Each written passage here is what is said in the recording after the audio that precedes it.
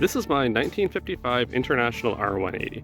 If you've never seen any of my videos before, this is a good spot to start because this video should recap all that I've done over the last year and a half, and at the end we're going to pull that tarp off and see how well it survived over the winter time. About a year and a half ago, in the fall of 2018, I saw an ad for this 1955 International R180 3-ton truck in the woods on my local Kijiji. It had been parked there since the 80s. I have no practical use for something this large or old, but I bought it anyway, and here it is sitting in my driveway. Once I actually got the truck home, I couldn't believe how large it was. It looked way smaller sitting in the woods next to those trees. I'll save you the scratchy phone audio here, but this is how it looked once the truck offloaded it. You can see right away the moss and growth on the body. I think that moss must hold on to a lot of water because beneath of it was a lot of rust. The rear end, which I have yet to break into, appears to be an Eaton 2-speed electric shift unit with unknown gearing. It seems to be in okay shape. The interior of this truck is pretty toasted. I'm not sure if it's from 50 years of rain getting inside or the 50 generations of mice doing their thing all over the floor, but I do know that the floor, seats, and wiring all need to be totally removed and replaced. As a viewer, you should be glad that no one on here has figured out a way to enable smell-o-vision on YouTube yet.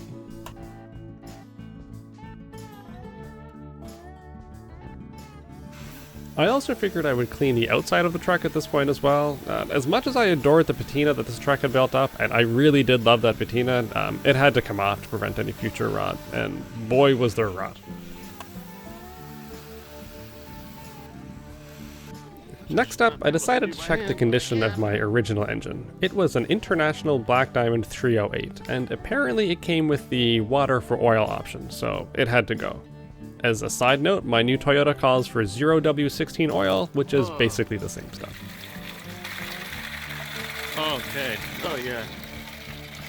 That is not oil.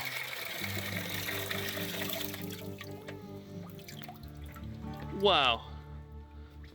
That is not oil.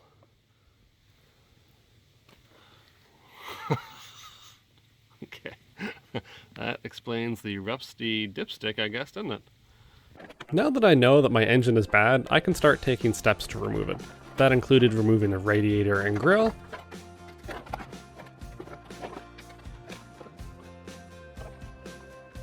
taking off the hood and some other body panels, dropping my camera, How's that ever being dropping myself,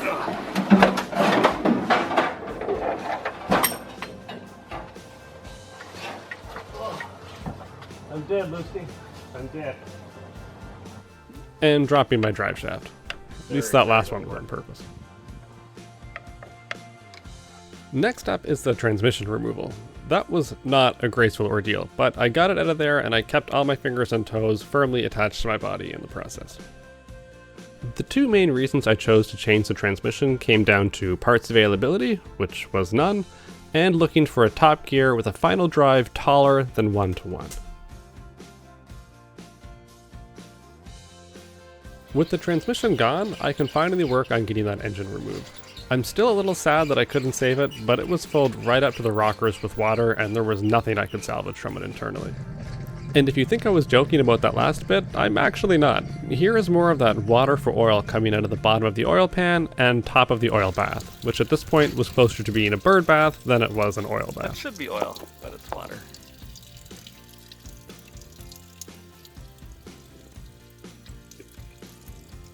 You can't see this in the shot, but the rear of the engine is still sitting on its crossmember and it needs to raise up about 4 inches higher than the front of the engine does in order to clear it. That's where this engine level I have hooked up comes in handy. I can just adjust the level, or tilt, of the engine just by cranking on the handle.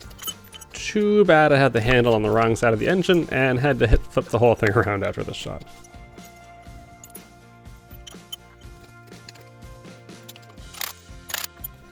To be honest, the entire engine removal process went really smoothly, at least by my standards. The last hookup I ran into was after I got the engine in the air, I realized that I was on too steep of an angle to pull it backwards myself. So I hooked up an old winch I had saved from the trash pile, along with a homemade controller from a year earlier, and attached it to my truck to pull the crane backwards. You can see here that engine level being used again. I really don't know how I would have gotten this out without it. I did my best to salvage some parts off of this motor, but in the end, the only thing that wasn't completely destroyed by the water was the carbon manifolds. I do still have those if somebody wants them.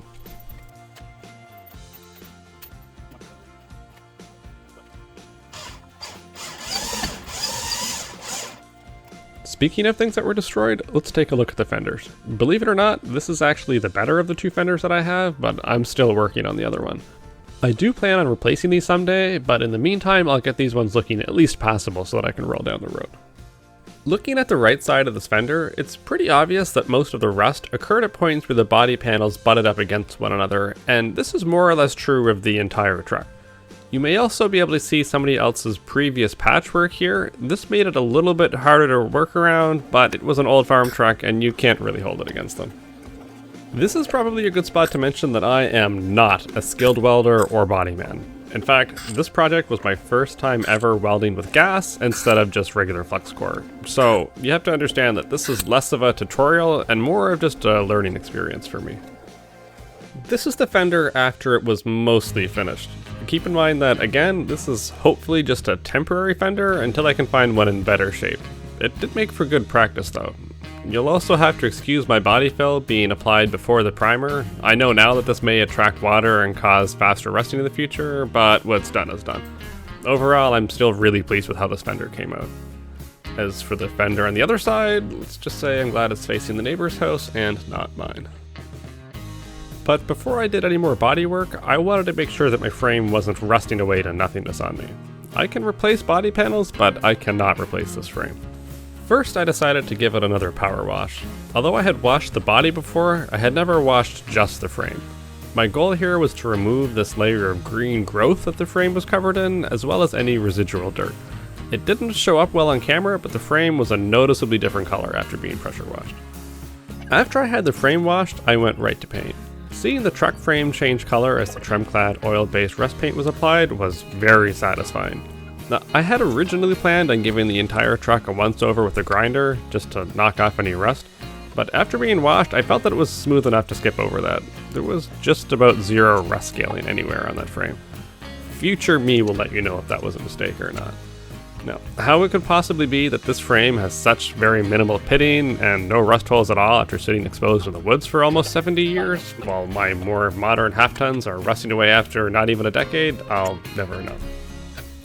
It's now been about a year since this frame was painted, and it looks pretty well the same now as the day it went on. I do plan to add a second coat at some point, but for now, with the truck not actually going anywhere, I'm happy with how this turned out.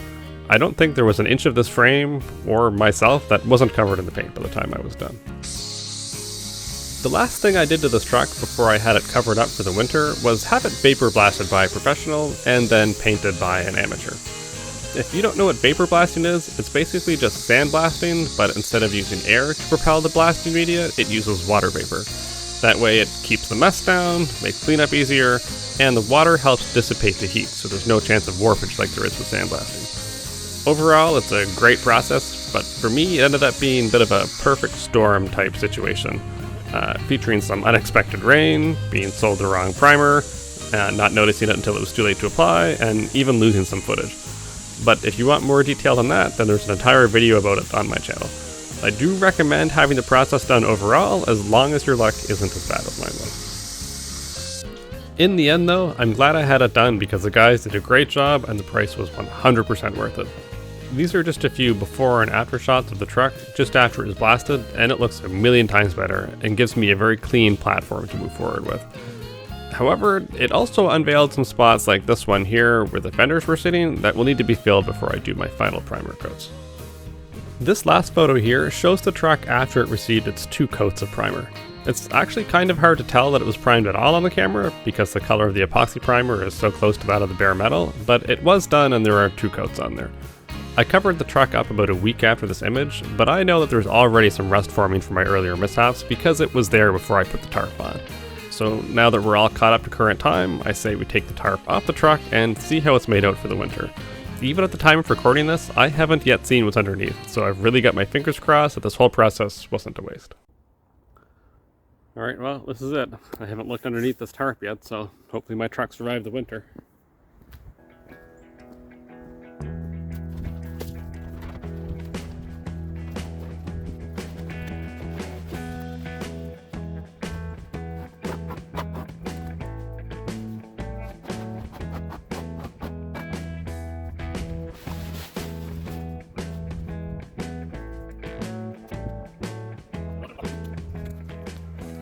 Oh, I'm actually really happy with how it turned out. There's really no more rust than when I put it away. In fact, I'd say the only two spots the rust has progressed is on the ceiling a little bit, which is fine because I didn't get to that in time originally anyway. And if we look, actually I'll take you around to the other side where it's most clear. Just a few little spots like this, and the only reason that there's any rust coming out of them is because there's holes there and it's bleeding out from the back. And that's fine, this is all going to be replaced anyway. It certainly does make the holes that are there look a little bit more dramatic though when they're partially blown out with rust. Quite a bit of work, especially on the back side, needs to be done. But overall, yeah, it held up really well. I was really worried after the vapor blasting and then not getting the paint in time and being wet, and the flash rusting, how this would look this year. I actually avoided peeking into it all winter just for that reason. But it held up really well. I am very, very happy with that. So now that I know that my cab hasn't rusted away to pieces over the winter time, let's talk about the real reason that we haven't really seen any progress on this truck yet this year. And that comes down to the brakes and the transmission. So we'll look first at the brakes. The major issue here, well, the major issue with the brakes and the transmission both actually, is the fact that I just can't find the parts. So I haven't taken a look into this brake, but this one I actually took off last year. And I have managed to find some pieces. I've managed to find the master cylinder, and I've managed to find the wheel cylinders, but I haven't yet found pads, and I haven't found rotors. And mine aren't in the best shape, so that's where we're at for the brakes. So my second issue that's hanging me up is my transmission. And this is actually the transmission that I had purchased initially to go into the truck. And if you can make out that tab there, it is a Clark 285V.